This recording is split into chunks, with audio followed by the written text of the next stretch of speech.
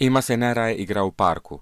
V tem času, ko vse cveti, je zaradi alergije na cvetni prah bolj previdna. Zunaj je veliko cvetnega prahu, začnem kihati in iz nosa mi teče, imam rdeče oči in še mencam se jih. Ko rastlina cveti, prašniki proizvajajo veliko cvetnega prahu oziroma peloda, moških spolnih celic. Ker v tem času cveti veliko rastlin, je v zraku veliko cvetnega prahu. Ko ta z dihanjem pride v stik s sluznico oči, nosu, grla in pljuč, ga telo zazna kot tujek. Sproži se alarm, telo se želi cvetnega prahu znebiti. Ema kiha, smrka, srbijo jo oči in nos. Nihče ne ve, zakaj natanko alergija na cvetni prah nastane, gotovo pa o tem odločajo tvoji geni, zdravje in onesnaženost okolja, kjer živiš. Alergijo lahko določi zdravnik s testi.